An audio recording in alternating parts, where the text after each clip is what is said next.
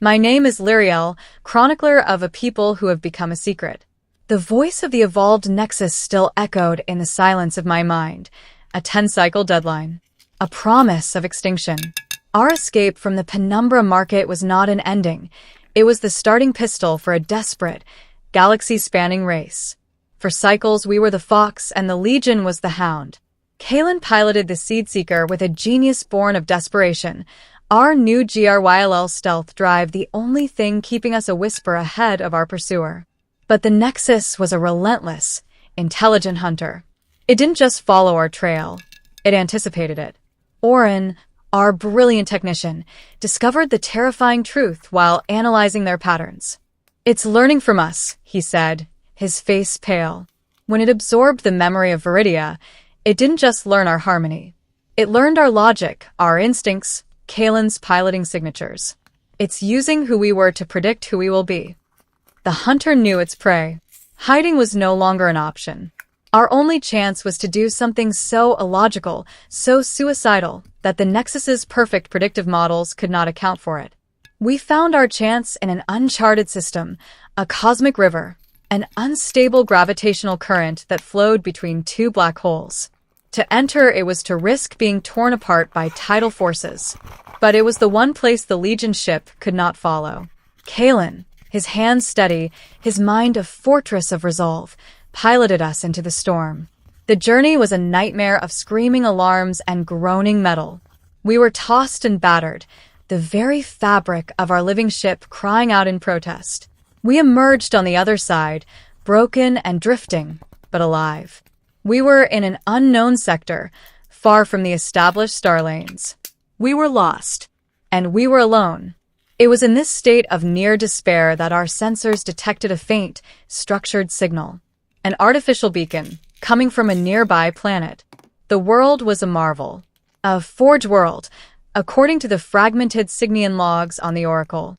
An entire planet that had been converted into a silent, automated factory, covered in continent-spanning forges and dormant production lines.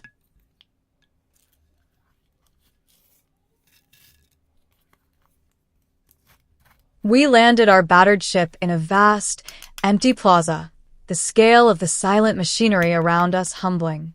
As we stepped out, a single figure rose from the metallic plains to greet us. It was a colossal being, easily 10 meters tall, its body a beautiful, intricate latticework of silver and gold. It was an automaton, an AI, and its voice was the calm, patient hum of a machine that has been waiting for a very, very long time. "I am the caretaker," it said, its voice resonating in our minds without the need for the weave. "I have been the sole inhabitant of this forge for 100,000 of your years. I was created to maintain the great works and to await the arrival of a designated heir. You are not who I expected, but you carry the energy of the precursors. You carry a key." It led us to the planet's core, to a vast data archive. It recognized the memory crystal I carried. It knew of Viridia. It knew of the Legion. And it told us a story that changed our understanding of the universe. The first architects were beings of balance, the caretaker explained. They understood that consciousness was a fire. Left untended, it could either warm the universe or burn it to the ground. They created two systems to manage this fire. The first, the Legion, a system of pruning, of resetting civilizations that grew too chaotic. A force of absolute, destructive order. What was the second system? I asked, my heart pounding. A system of preservation, the caretaker replied. A network of shelter worlds, hidden in pocket dimensions, where promising young races could be nurtured in secret, protected from the Legion's gaze. A handful of these sheltered civilizations still exist. They are the other children of the architects. This was it, the third way, not just to fight but to find allies. The caretaker explained that the Forge's purpose was to create the tools for these civilizations. It had been dormant for eons. It offered us a choice. It could use the Forge's immense power to repair and upgrade our ship beyond anything we could imagine. But it required a specific, complex psychic frequency to unlock the primary systems. A frequency only a race that still possessed a harmonious psychic nature could produce. I can open a temporary conduit, it said, to one of the shelter worlds, to a race of crystalline beings known as the geodes. They are masters of psychic resonance, of shaping thought into energy. If you can convince them to help, they can sing the song that will awaken the forge. Using the forge's power, the caretaker opened a shimmering portal in the heart of the archive. From the swirling vortex of light and color, two beings emerged. They were the geodes, tall, slender beings made of living, shifting crystal, their forms refracting the light into 1,000 rainbows. They did not speak with voices, but with a chorus of gentle, melodic chimes. They felt our presence, my story, my loss, the memory of my people. Their chimes shifted to a tone of deep empathy. They knew of the Legion. They, too, lived in fear of the day the harvesters might find their hidden world. I told them of our quest, of the Nexus and its weakness. I told them of the frequencies we needed to generate to disrupt it. Orin showed them the data. The geode emissaries resonated with understanding. They confirmed the theory. A song of pure, creative, chaotic harmony. It was a frequency the Legion's cold, ordered mind could not process. It would be a psychic virus. We can create this song. The lead geodes thought chimed in our minds, a beautiful, crystalline sound. We have the skill, but we lack the theme, the core melody. To create a song of pure harmony, we must have a perfect template, a memory of it. I knew instantly what it meant.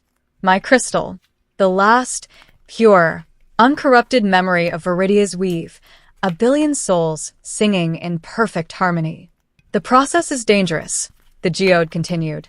To shape the memory into a weapon, we must deconstruct it. We must break it down into its base frequencies.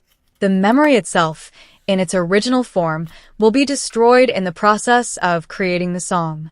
The final, most terrible choice of my journey was laid bare before me.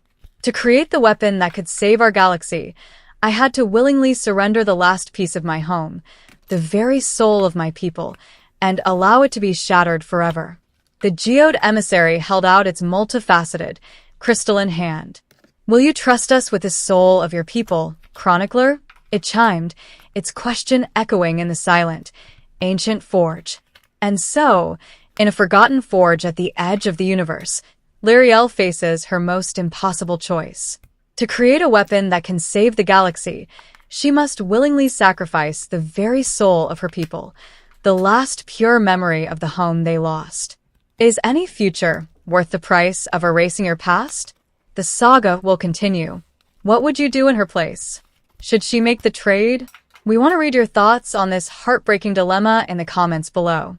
If this journey has captivated you, show your support with a like. It lets us know their story must be told. To be there for the next chapter and witness the consequences of her choice, be sure to subscribe to Sands of Saga and activate the notification bell. Please note, the story, its characters, and the events you have just experienced are entirely a work of fiction. The accompanying visuals are thematically paired to create a unique, immersive experience for your imagination. Thank you for joining us on this journey.